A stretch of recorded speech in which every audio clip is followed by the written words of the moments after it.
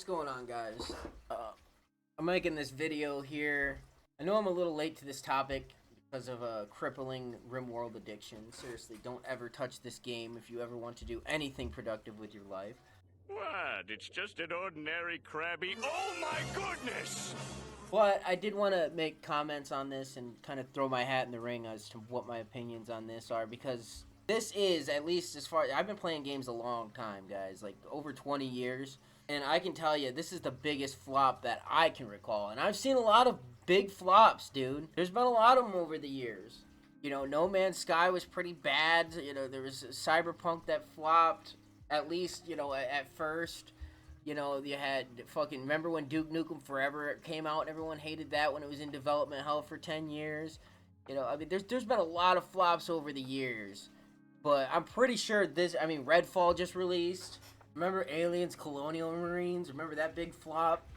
Yeah, my point is, there's been a lot of big flops. That might actually be a good idea for a top 10 list at some point in the future. It would be pointless to do the top 10 list because this would obviously be at the top. What am I talking about? I'm obviously talking about Concord, which is now shut down after like 2 weeks.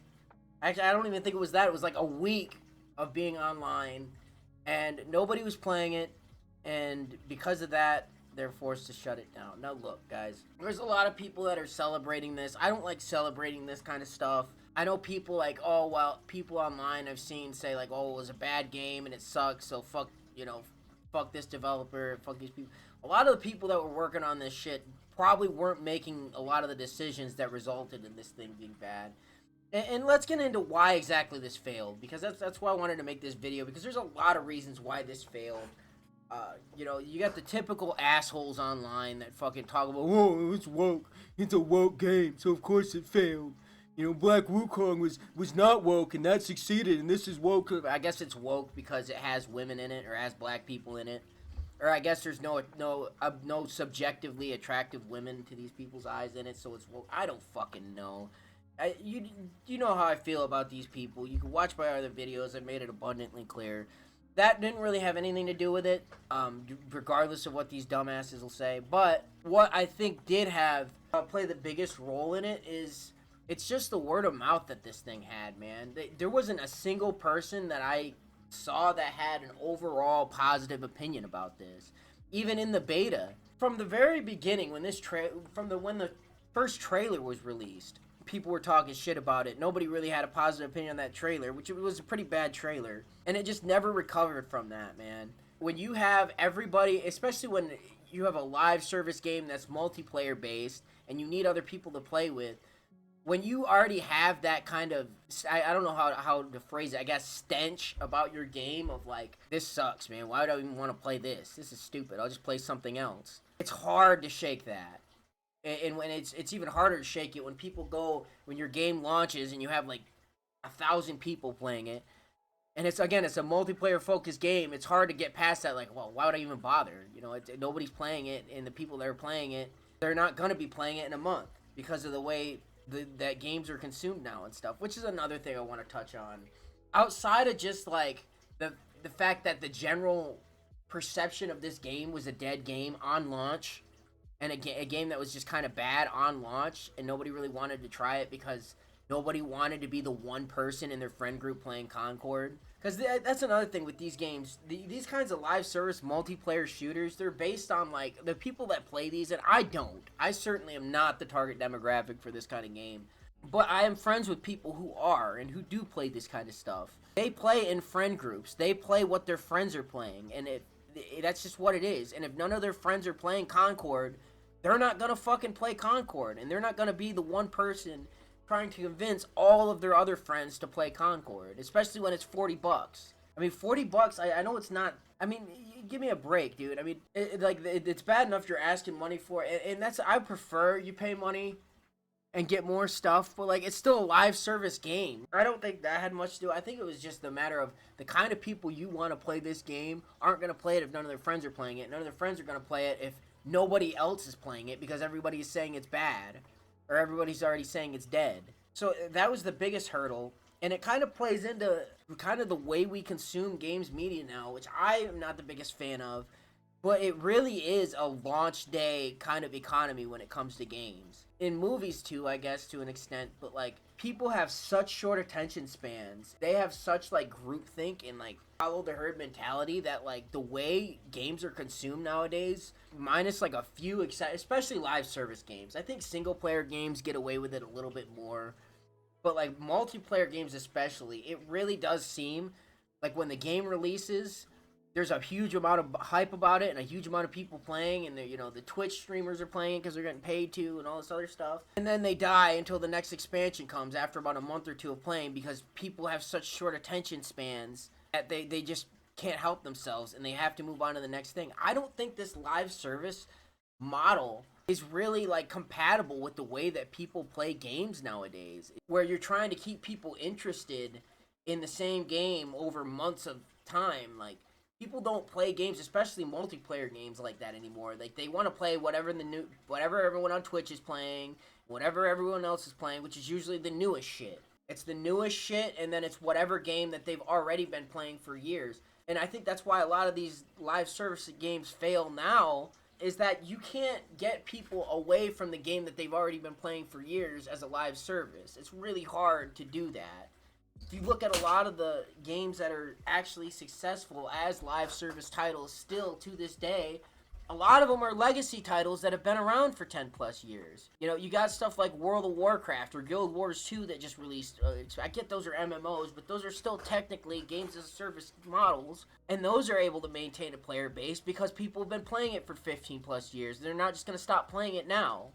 Fucking games like League of Legends or Dota or fucking Team Fortress 2 to an extent. A lot of these live service games that are still successful are games, even Destiny 2, which I know is having a problem. The first Destiny came out 10 plus years ago. All of these new live service games that come out fail because people already have a game like that they're playing. You can't, and that's their comfort game.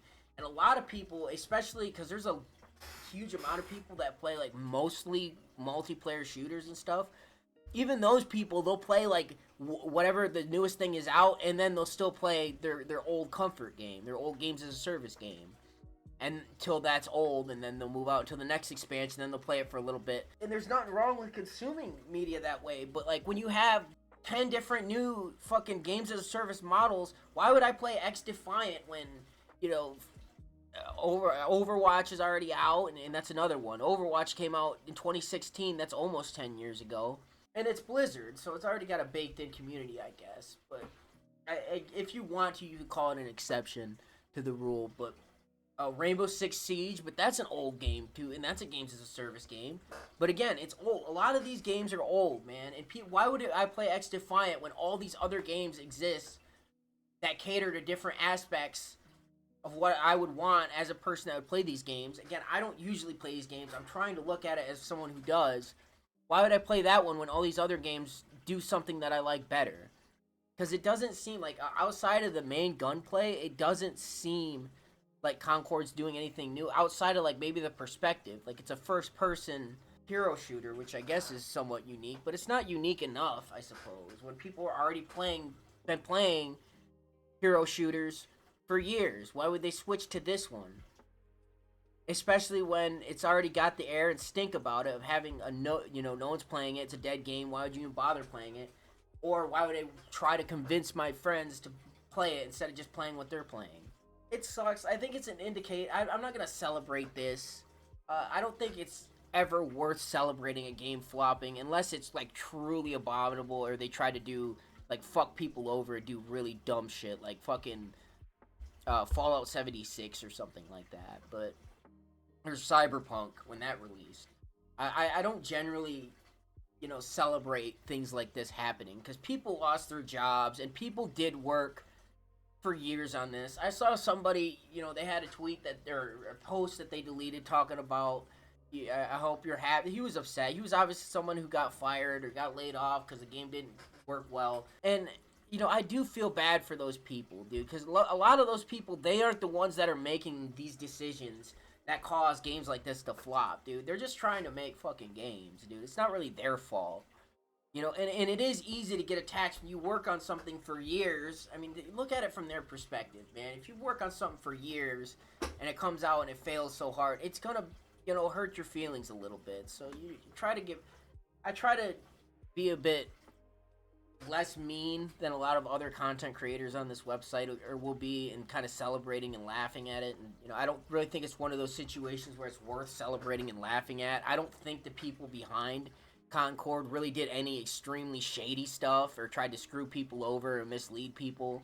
Then I would be a bit meaner for sure. But, you know, it just sucks, man. But it is what it is. Hopefully people they learn from this. You know, they stop coming out with these live service games. Can we just admit that the live service fad is dead? All right, you're not going to be Fortnite. All right, Fortnite has millions of little kids around the world vying for their parents' credit card to pay money for skins. All right, you're not going to have that. All right, Fortnite's already there. Jen, it goes back to what I said. Kids aren't going to go and play Concord or play X Defiant when Fortnite's there. It's not gonna happen when they've already been playing that for years. I'm sorry. You know, you're not gonna be Fortnite. You're not gonna be Destiny. You're not gonna be Apex Legends. All right, you're not gonna be any of this. You're not gonna be fucking Warframe. All right, these games have been around for too long. You're too late to the party.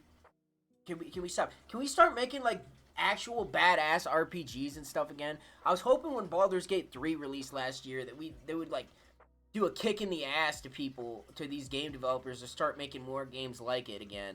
But instead, we're just getting a million more hero shooters and a million more Souls likes, and it's like I'm so done with these fucking genres. I've never been a big fan of those genres anyway to begin with. But oh, and by the way, can we stop it with the Guardians of the Galaxy ripoffs, please? As well. I mean, hopefully between this and that stupid Borderlands movie that came out, we can finally get past trying to rip off Guardians of the Galaxy. Again, I know it's successful, guys, but can we please just be fucking original for once? Christ, man, not every fucking movie or game that comes out needs to try to be Guardians of the Galaxy. It's getting fucking annoying now. I don't know. Hopefully this puts another stake in the coffin of these live service games, because I just don't think we need any more of them. Can we just stop? Just stop, guys. Just stop. Stop. Stop. Stop it. Get some help. But anyway, that's it for this video. I just want to get this video out there because everyone else and their mother's talking about it, and I kind of wanted to put my opinion out there on it. If you like this video, if you agree, if you disagree, comment below. If you think I'm stupid, you know, call me stupid in the comments. You know, do the like, dislike, do all the YouTube stuff. Till next time, this has been Hypno Jelly, signing out.